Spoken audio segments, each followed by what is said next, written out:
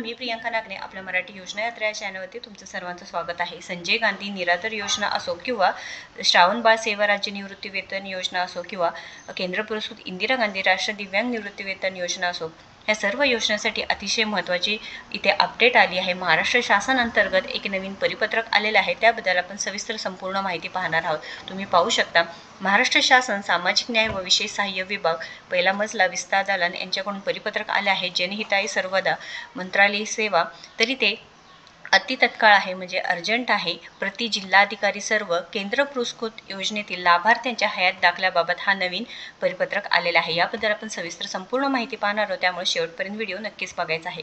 पण त्याआधी तुम्ही जर आपल्या चॅनलवरती नवीन असाल किंवा अजूनही आपल्या चॅनलला सबस्क्राईब केलं नसेल तर नक्कीच आपल्या चॅनलला सबस्क्राईब करून घ्यायचं आहे।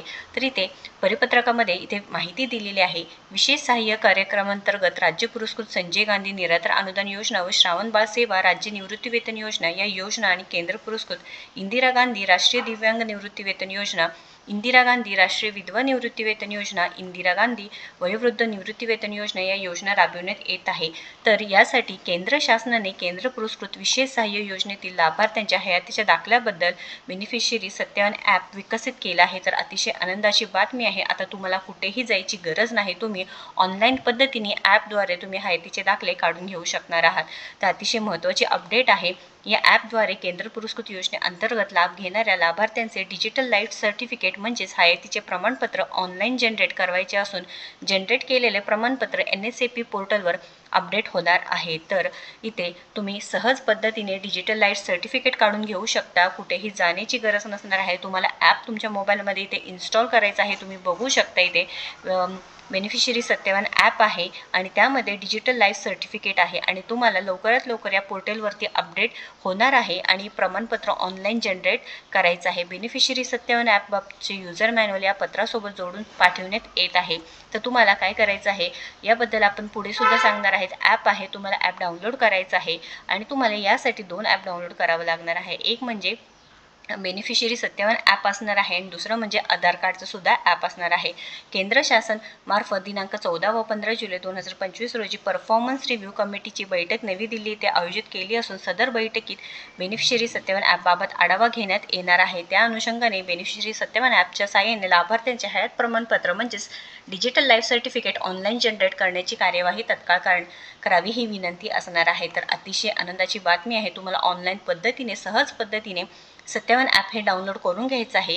त्याआधी तुम्हाला आधार कार्ड RD ॲप डाउनलोड करून घ्यायचं आहे आणि त्याच्यानंतर सर्व तुम्हाला इथे लॉग इन करायचं आहे, जनरेट करायचं आहे, ईमेल ID टाकायचा आहे आणि सर्व माहिती भरून तुम्हाला सहज पद्धतीने केंद्र पुरस्कृत योजनेतील लाभार्थ्यांच्या जी हयातीच्या दाखल्याबाबत ही अपडेट आलेली आहे, त्यामध्ये हे ॲप यूज करून तुम्हाला प्रमाणपत्र ऑनलाईन जनरेट करायचं आहे। तर अशा पद्धतीने सोपं झालं आहे, तुम्हाला कुठेही जायची गरज नसणार आहे।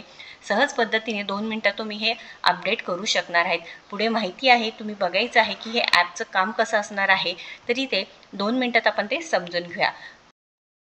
सो पहिल्यांदा आपल्याला काय करायचं आहे, हे ॲप आहे बेनिफिशियरी सत्यावन ॲप हे डाउनलोड करून घ्यायचं आहे। आता हे डाउनलोड तुमच्या मोबाईलमध्ये तुम्ही घेऊ शकता, इन्स्टॉल करायचं आहे।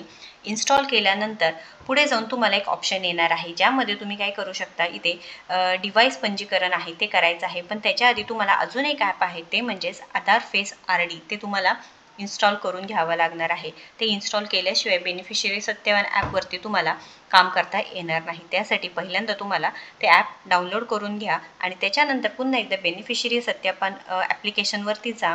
त्याच्यावरती लाभार्थी सत्यापन आवेदन आहे, डिव्हाइस पंजीकरण आहे, त्यामध्ये आधार नंबर, संपर्क केली मोबाईल नंबर, ईमेल करे व पंजीकरण करून घ्यायचं आहे। अशा सोप्या पद्धतीने तुम्हाला इथे लाभार्थी सत्यापन आवेदन ॲप आहे ते यूज करू शकता, म्हणजे बेनिफिशियरी सत्यापन ॲप BSA तुम्ही यूज करू शकणार आहात। या संदर्भात काही अडचण असेल किंवा तुम्हाला जमत नसेल तर नक्कीच इथे कमेंट करायचं आहे, मी तुम्हाला नक्कीच हेल्प करणार आहे, मदत करणार आहे आणि तुमच्या मोबाईलमध्ये लवकरात लवकर हे काम करून घ्यायचं आहे। बेनिफिशियरी सत्यापन ॲप आहे ते डाउनलोड करून घ्यायचं आहे आणि या व्हिडिओला जास्तीत जास्त शेअर करा, जेणेकरून जे बांधवांना माहिती नाही आणि हे लवकरात लवकर काम होऊन जाणार आहे। आणि अशाच महत्त्वपूर्ण माहितीसाठी आपल्या चॅनलला सबस्क्राईब करा। धन्यवाद।